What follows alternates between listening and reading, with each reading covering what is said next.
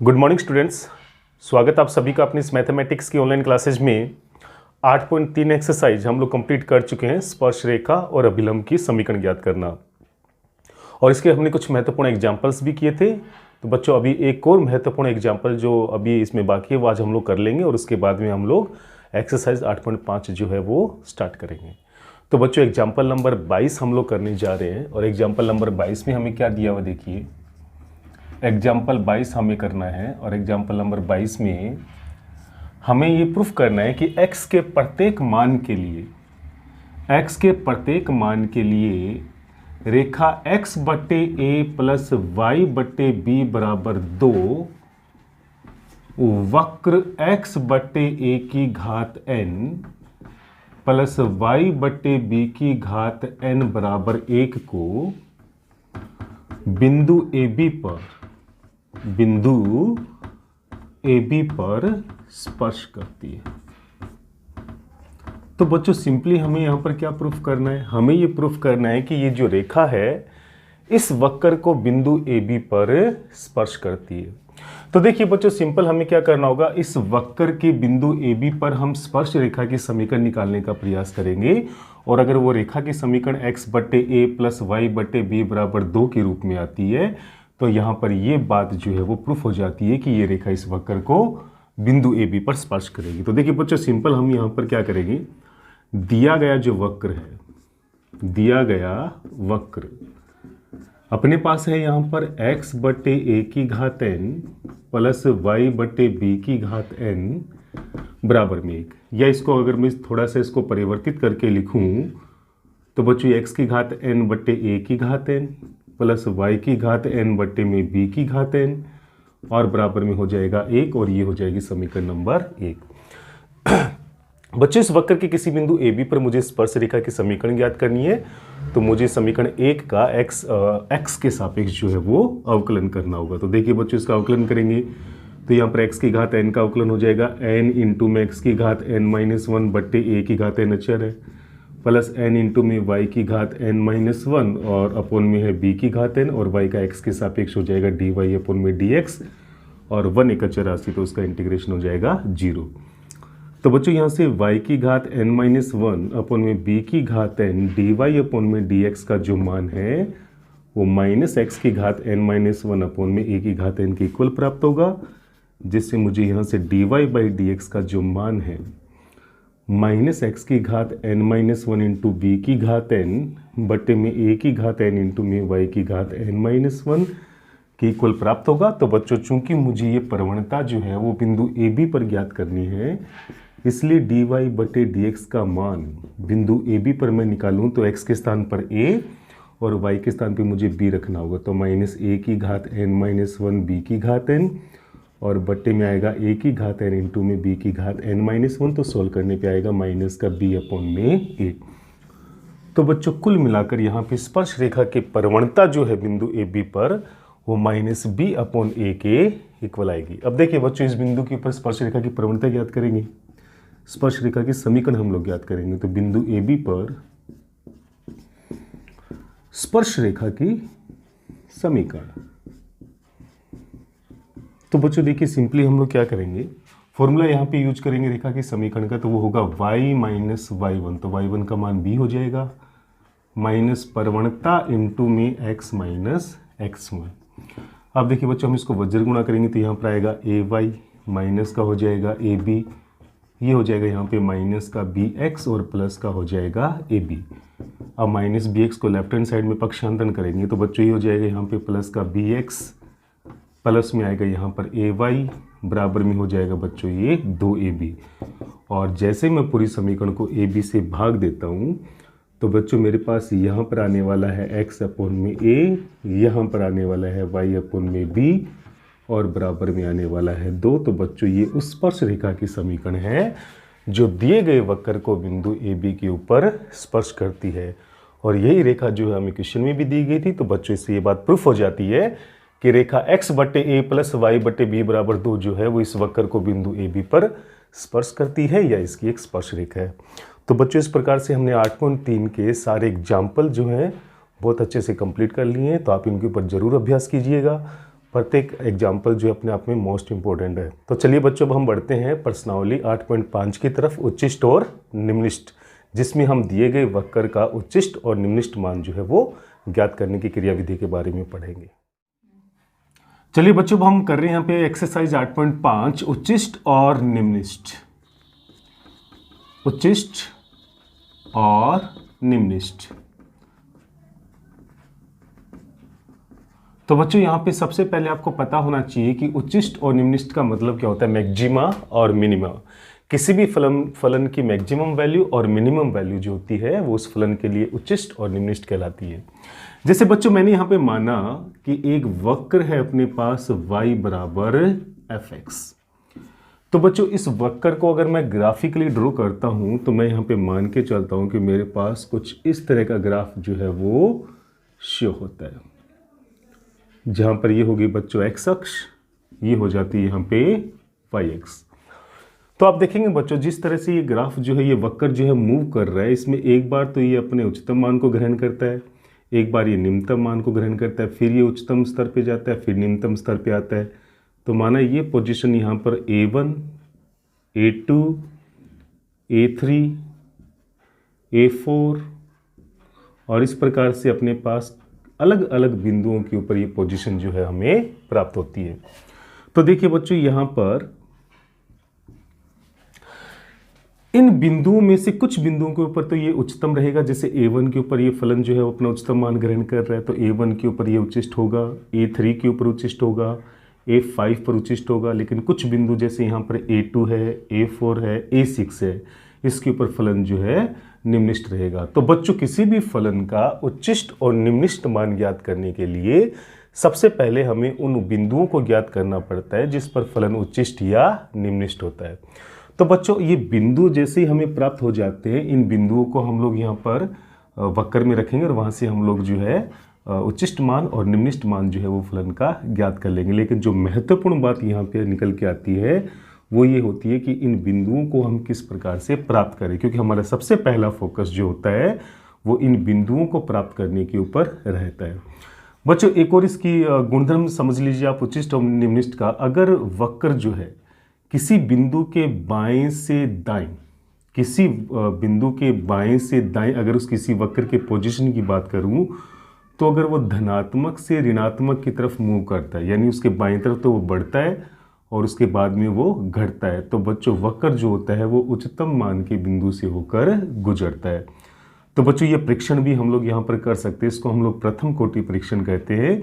किसी भी बिंदु पे अगर हमें ये चेक करना हो कि इस बिंदु पे वक्र की पोजीशन क्या है, उच्चतम है कि निम्नतम है, तो हम उसके बाएं से दाएं की स्थिति का निर्धारण करते हैं। तो अगर वक्र प्लस से माइनस की तरफ मूव करता है तो निश्चित तौर पे वो बिंदु जो है वो उच्चतम मान का बिंदु होता है। परंतु यदि किसी बिंदु के बाएं से दाएं अगर वक्र ऋणात्मक से धनात्मक की तरफ मूव करता है तो उस बिंदु से होकर जो बिंदु हमें प्राप्त होगा वो बिंदु जो है वो निम्नतम मान का बिंदु कहलाएगा और निम्निष्ट बिंदु से होकर उस कंडीशन में वक्र गुजरेगा। तो बच्चों ये कुछ कंडीशंस हैं जिसको हमें ध्यान में रखते हुए किसी भी बिंदु का हम लोग उच्चिष्ट और निम्निष्ट होने का निर्धारण कर सकते हैं। लेकिन बच्चों यहाँ पर ये बिंदु हम किस प्रकार से प्राप्त करेंगे और इसके लिए हमें कौन सी प्रक्रिया से होकर गुजरना पड़ेगा, आइए अब हम उन सब के बारे में पढ़ते हैं। अब देखिए बच्चों इन बिंदुओं की एक और खासियत के बारे में मैं आपको यहाँ पे बताता हूँ कि इन बिंदुओं के ऊपर खींची गई स्पर्श रेखा जो होती है वो x अक्ष के जो है वो समांतर होती है। इस वजह से यहाँ पर f' का जो मान है वो किसके इक्वल आएगा, 0 के इक्वल, क्योंकि किसी भी वक्र की प्रवणता जो होती है वो किसी बिंदु पर 0 तभी होती है जब उस बिंदु पर खींची गई स्पर्श रेखा जो है वो x अक्ष के क्या हो, समांतर हो। तो बच्चों अब हम लोग यहाँ पे उच्चिष्ट और निम्निष्ट की जो है वो क्रिया विधि के बारे में पढ़ने जा रहे हैं कि कौन कौन सी विधि से हम लोग यहाँ पर उच्चिष्ट और निम्निष्ट की क्रिया विधि समझ सकते हैं, उसको आइडेंटिफाई कर सकते हैं। तो उच्चिष्ट एवं निम्निष्ट की क्रिया विधि।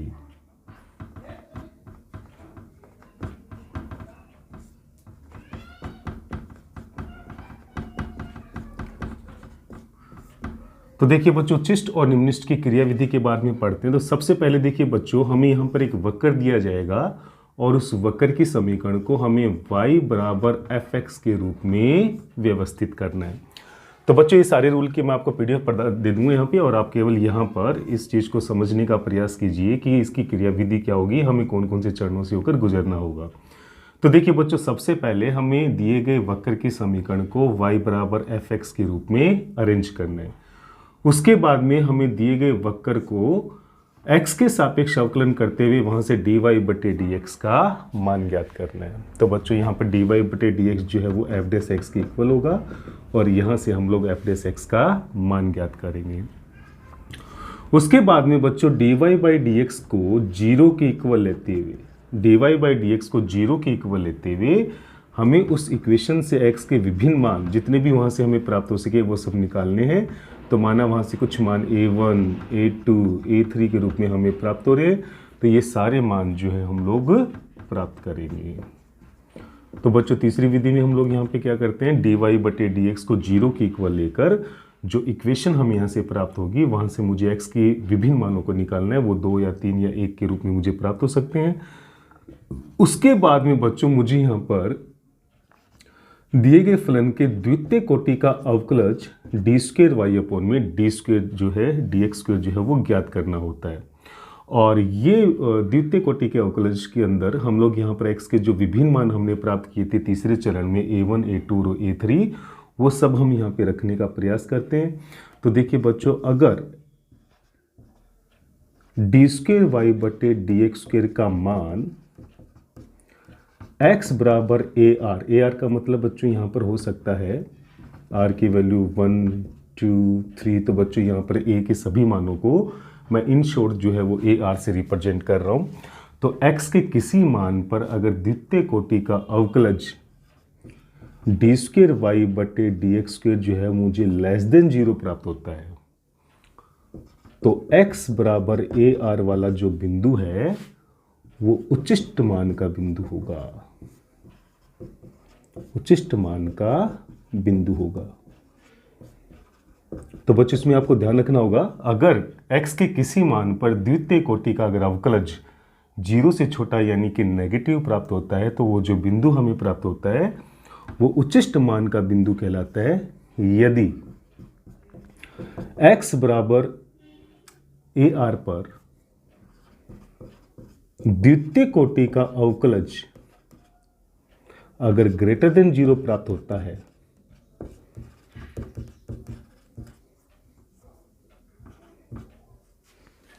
तो x बराबर AR जो है वो निम्निष्ठ मान का बिंदु कहलाता है।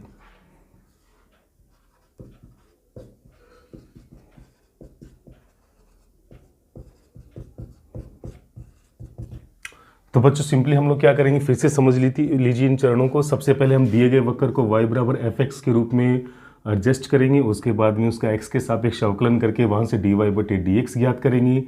dy बटे dx को 0 के इक्वल लेकर उस इक्वेशन से हम x के विभिन्न मान a1, a2, a3 के रूप में हम लोग प्राप्त करेंगे।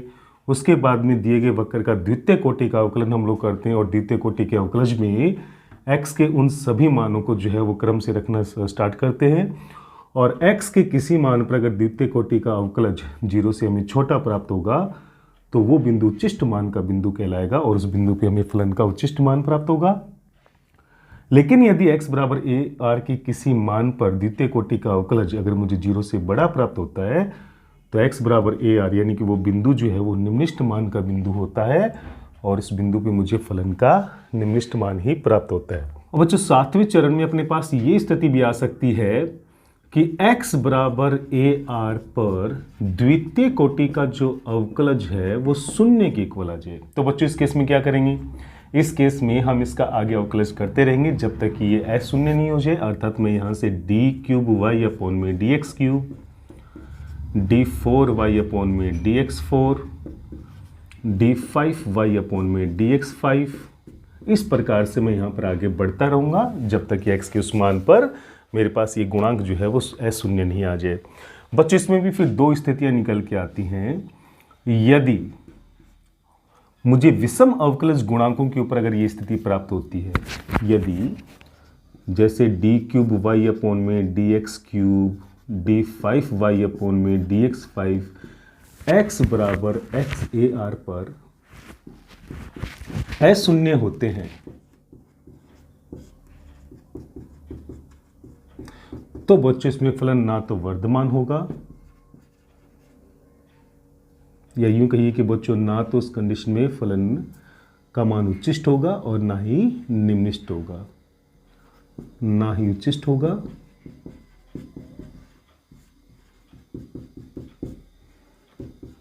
और ना ही निम्निष्ट होगा।